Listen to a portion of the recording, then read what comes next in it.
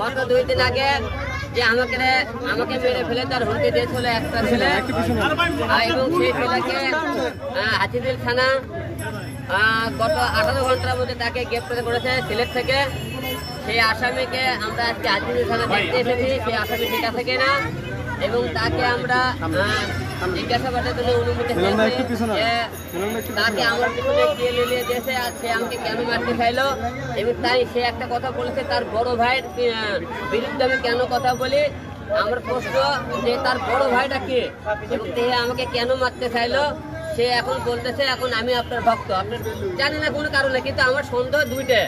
একটা, সে আমার বারবার বলছে তুই আমার বড় ভাইয়ের বিরুদ্ধে মিডিয়াতে কথা বলিস কেন, 1।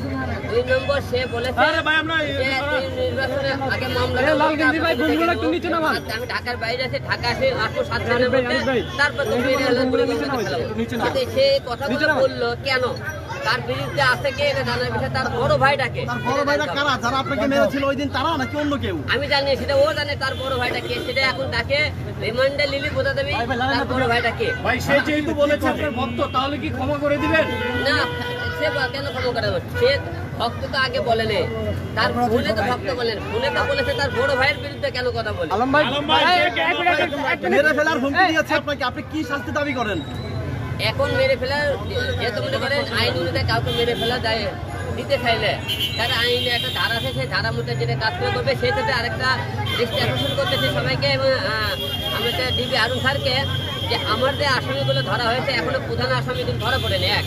2 নম্বর কথা, সেই আসামি যেগুলো ধরা পড়েছে তাদের কোনো খালি ধরা পড়তেছে, তাদের কিন্তু আমরা কোনো শাস্তির কোনো ব্যাপারে কোনো আমরা ইতলফল দেখেছি এবং তাদেরকে রিমান্ডে নেওয়া হইতেছে না।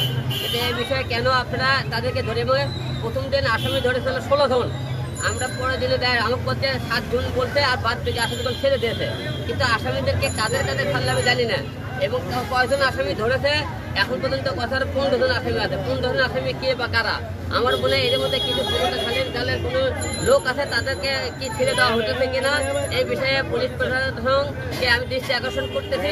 এই বিষয়টা দ্রুত যাতে তদন্ত আনা হয় এবং যারা মেরেছে তাদের শাস্তি খুবই তাড়াতাড়ি যাতে নেওয়া হয়। কারণ আপনার আইনের কাজ জনগণ দেখালেন, আমরা আসামি ধরেছি, আসামি ধরার পরে আপনি তাদেরকে শাস্তির ব্যবস্থা না করে আস্তে আস্তে কারো আপনি উপর মোবাইলে ছেড়ে দেবেন, এইরকম ঘটনা যাতে না হয়।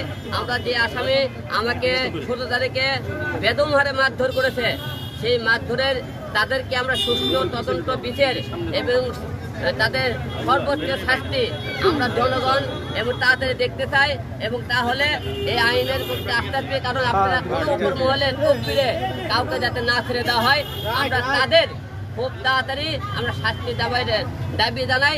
ডিবি আরুন স্যারকে বলবো এই বিষয়ে সবাইকে দেখবেন, এবং আইন শৃঙ্খলার বাইরে যারা আছেন সবাইকে এবং নির্বাচন কমিশনের যারা আছেন তাদেরকেও বলছি যাতে তাড়াতাড়ি বিচার করা হয়। একটা প্রশ্ন, সেটা হচ্ছে এই যে মধ্যরাতে আপনাকে হুমকি দেওয়া হয় নানানভাবে, আপনার যে নিরাপত্তার বিষয়টা, আপনি কি আরো জোরদার করার জন্য কোনো আবেদন করবেন কিনা? আমি নিরাপত্তার জন্য সমস্ত আবেদন করবো, অবশ্যই বলেছি, তারা এইটুকু তার নিরাপত্তা রেখেছে। আর একটা বিষয় আপনাকে দৃষ্টি আকর্ষণ করতেছে, কালকে আমরা দেখেছি আমি প্রধান নির্বাচন কমিশনের আমরা চিঠি দিয়েছিলাম যে আমরা এই ফলাফল মানি না, সুষ্ঠু একটা নির্বাচন চাই।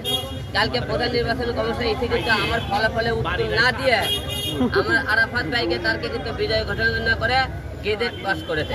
আমার প্রশ্ন, আমরা চিঠি পেলাম, সেই চিঠির উত্তর না দেওয়ার পর্যন্ত তাকে ফলাফল কেন ঘোষণা করা হলো? আমরা এই জন্যে হাইকোর্টে রিট করব প্রধান নির্বাচনের কাছে, যে এই ফলাফল কেন বাতিল হবে না, গেজেট কেন পাস করা হলো।